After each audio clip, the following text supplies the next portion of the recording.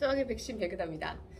얼마 전에 초등학교 고학년을 둔 학부모님하고 이렇게 이야기를 나누다가 수학에 있어서 가장 큰 고민이 뭐냐라고 물어보니까 집에서 아이가 수학 문제집을 풀고 있거나 아니면 뭐 학교 숙제가 됐건 학원 숙제가 됐건 이걸 하고 있을 때 질문을 하면 그러니까 어느 선까지 어떻게 알려줘야 되는지 이 부분이 좀 고민이라고 하더라고요. 학원 선생님들 사이에서 그리고 원장님들 사이에서 이런 이야기가 있어요. 첫 번째는 그러니까 내 자식은 내가 직접 가르치지 말아라. 그러니까 부모 입장에서랑 선생님의 입장에서 조금 학생들을 다르게 대하게 되는 것 같아요. 그리고 두 번째는 내 자식을 제대로 잘 키우고 싶으면 절대로 답을 알려주지 말아라. 그리고 다른 학생들한테는 빨리 답을 알려줘라 이런 이야기가 있는데 사실 저는 그걸 공감은 못하겠어요. 뭐냐면 저도 역시 예전에 제가 영상에서 쉬운 교수법과 어려운 교수법에 대해서 찍은 적이 있었어요. 그러니까 쉬운 교수법은 학생이 질문을 했을 때 이 문제는 이렇지 이래서 요거잖아 그래서 답은 이거야 이렇게 알려주는 게 가장 쉬운 교수법이에요. 그러면 학생 입장에서는 내가 질문을 했는데 선생님이 잘 알려주셨어. 친절하게 잘 알려주셨어. 피드백도 좋아요. 그런데 정작 그 학생이 스스로 그 문제를 풀게끔 하는 그 힘을 키우는 데는 전혀 도움이 되지 않는 교수법이에요. 그럼 이제 어려운 교수법은 뭐냐? 학생이 질문을 했어요. 자, 다시 한번 문제를 읽어봐라. 항상 수학 문제는 문제 속에 단서가 있다? 문제를 읽어봐라. 이걸 먼저 1단계로 다시 한번 제시를 해주는 거죠. 그리고 2단계로 그럼 이 문제를 풀면 있어서 필요한 조건들은 뭐가 있지? 네가 구하고자 하는 게 뭔지 한번 생각해 볼래? 라고 다음 2단계로 가요. 그럼 이때쯤이 되면 학생들은 슬슬 짜증이 나요. 아니 내가 선생님한테 몰라서 질문을 했는데 자꾸 선생님이 다시 나한테 질문을 한단 말이야. 그러니까 애 입장에서는 안 풀리는데 자꾸 나한테 풀라고 하고 다시 또 생각해 보라고 하고 빨리 그냥 어떻게 푸는지 알려줘서 답을 그냥 빨리 내고 싶은데 자꾸 선생님이 다른 쪽으로 유도를 하니까 아이 입장에서는요 짜증이 납니다. 이제 그럴 때 선생님 입장에서는 이제 아이를 사실 이 문제 하나만 바라보는 게 아니거든요. 이 문제를 통해서 얻어야 할 부분들이 많이 있기 때문에 그 부분까지 알려주고 싶어서 그런 거니까. 그래서 집에서도 부모님들이 아이들을 지도할 때 아이가 수학 문제를 몰라요 라고 한다면 1단계로 먼저 문제를 읽어봐. 대부분의 학생들이 문제를 이해하지 못하면서 내가 구하고자 하는 게 무엇인지도 모르면서 풀려고만 해요. 연산에만 익숙한 친구들이 문제 속에 나와 있는 이 숫자가 있고 시간이 여기 있네 거리가 여기 있네 그럼 시간하고 거리를 곱할까? 만약 틀렸어 그럼 다시 나눠? 이런 식으로 오답 처리를 하는 경우들도 상당히 많이 있거든요.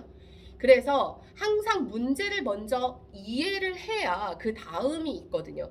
고등학생이 됐을 때까지 생각을 한다면 이제 킬러 문제를 풀려면 이 문제 속에 복합된 개념들을 우리가 해석을 해야 돼요. 그러려면 문제에서 요구하는 게 무엇이고 내가 구하고자 하는 게 뭐며 이 문제에서 있는 조건들을 어떻게 활용해야 되는지에 대한 이 사고력을 충분히 그리고 내가 배웠었던 개념들을 가지고 충분히 녹아서 이걸 해결해 나가는 과정 요거를 해야지만 정말 킬러 문제를 해결을 해요. 그렇기 때문에 1단계로는 먼저 문제를 다시 읽게 해주세요. 그래서 이 친구가 정말 이 문제에서 구하고자 하는 게 무엇인지 아는지 그리고 2단계로 제가 학생들한테 많이 하는 말이에요. 특히나 신규생들 같은 경우 저랑 익숙하지 않은 학생들이 짜증을 낼 수 있잖아요. 그래서 하는 게 바로 어떤 방법이냐면 네가 아무리 모르는 문제라 하더라도 그 문제를 다시 적어도 좋으니까 3줄은 적어라. 그러니까 이제 저희는 오답잇이라고 해서 이렇게 특수 제작한 포스트잇을 붙여서 틀린 문제 위에 오답잇을 붙이고 그걸 보고 다시 한번 풀게 하거든요. 오답잇에다가 아무리 몰라도 3줄은 적어라. 이렇게 얘기를 해줘요. 그러면 이제 반응들이 되게 달라요. 초등학생들은 아니 모르는데 어떻게 3줄을 적어요. 이렇게 이야기를 하고요. 중학생들은 어떻게 해서든지 한번 이 문제에 있는 거라도 하나씩 적으려고 해요. 고3한테 그 얘기를 해줬더니 고3은 알더라고요. 선생님 3줄 적으면 그냥 풀리는 거 아니에요? 맞아요. 아이들이 3줄만 적을 수 있어도 정말 모르는 문제가 5개면 그 중에서 3줄을 적으라고 하면 3문제는 혼자 힘으로 다시 풀더라고요. 그런데 2문제는 그래도 안 풀리는 경우가 있어요. 그럴 때는 네가 이 조건을 활용 못했어. 아니면 이 문제를 풀 때 이 개념이 부족했어. 라는 것을 알려주는 거죠. 그래서 그 문제를 풀 수 있는 한 40% 정도의 팁을 주는 거. 거기까지예요. 그래서 어머님들이 집에서 하시긴 좀 힘들잖아요. 내가 어디까지 알려줘야 40%를 알려준 거야? 이런 거에 대한 기준이 명확하지가 않으니까. 그래서 첫 번째로는 반드시 자, 네가 질문한 문제를 다시 한번 읽어봐. 그러면 여기서 구하고자 하는 게 뭐지? 이렇게 질문을 던졌으면 좋겠어요. 그리고 나서 그 다음에는 그러면 너가 할 수 있는 거 3줄까지만 적어봐. 그래도 안 풀리면 엄마가 또 도와줄게. 그것만 하셔도 정말 아이들이 사고력 신장에 상당히 많이 도움이 돼요. 수학이 필요한 순간이라는 책을 보면요. 거기서 그 김민영 교수님은 이런 이야기를 했어요. 수학은 답이 있는 학문이 아니다. 대부분의 많은 학생들이 이 수학의 본질을 모르고 수학을 공부하는 목적은 답을 구하기 때문에. 왜냐하면 우리나라에서는 실제 입시에서는 수학의 답이 다 있으니까 이 답을 찾아가는 그 과정이라고 이야기를 해주는데, 사실 답이 중요한 게 아니라 답을 향해서, 그리고 이 답이 하나로 정해져 있지 않은 거일 수도 있다. 그래서 내가 수학을 하는 목적은 어떤 이런 과정들을 깊이 있게 사색하고 생각하고 이런 뭔가 이 조건들을 활용하면서 어떤 식으로 내가 답을 찾아 나가는지에 대한 그 과정을 학습하는 게 수학을 배우는 목적이다 라고 합니다. 저도 사실 거기에 동의하다 보니까 어떤 선생님들은 그런 이야기를 하세요. 입시인데 빨리 결과에만 좀 집착을 하는데 어떻게 과정이 없는 결과가 있을 수 있겠어요. 그래서 저도 사실 이제 신규생들이 왔을 때는 신규생들 중에서 많이 요즘에 이제 생각을 안 하는 학생들이 많아요. 선생님 저기 모르니까요 빨리 알려주세요. 그래서 답이 뭔데요? 그래서 답이 뭔데요? 이야기를 하는데 듣지를 않고 그래서 답이 뭔데요? 이런 친구들은 한계가 있어요. 많은 문제를 뒤도 많이 풀어서 내가 경험해본 문제가 시험에 나왔을 때 운이 좋아서 시험이 뭐 점수가 잘 나올 수는 있겠죠. 하지만 그게 딱 한계가 있다는 거죠.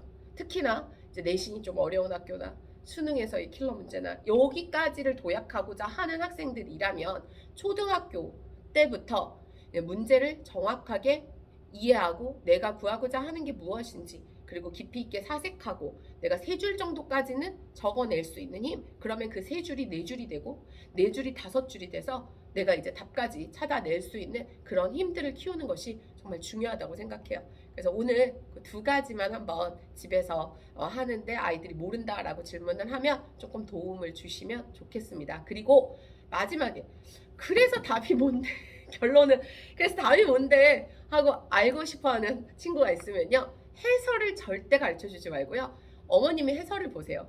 해설을 보시면 아이가 어디까지 풀었는지 이 흐름이 보이거든요. 그러면 거기까지 풀었으면 그 다음 한 줄만 알려주세요. 물론 인내의 과정이 상당히 필요합니다. 하지만 100문제를 그냥 답만 찾아서 했던 친구, 선생님한테 설명만 들어서 답이 그거지? 네 하고 넘어간 학생보다는 한 문제를 하더라도 그렇게 자기 혼자 힘으로 풀어나가는 학생이 훨씬 더 저는 앞으로 수학 실력에 있어서 향상에 더 큰 도움이 될 거라고 생각합니다. 그리고 확신하고요. 지금까지 제가 가르쳤던 학생들도 다 그렇게 해서 수학 점수 잘 받았고 수학이 걸림돌이 되지 않고 힘이 됐었습니다. 그래서 집에서도 가정에서 그렇게 도움을 주시면 좋을 것 같습니다. 혹시 또 궁금하신 거 있으면 댓글로 언제든지 질문 남겨주시길 바랍니다. 감사합니다.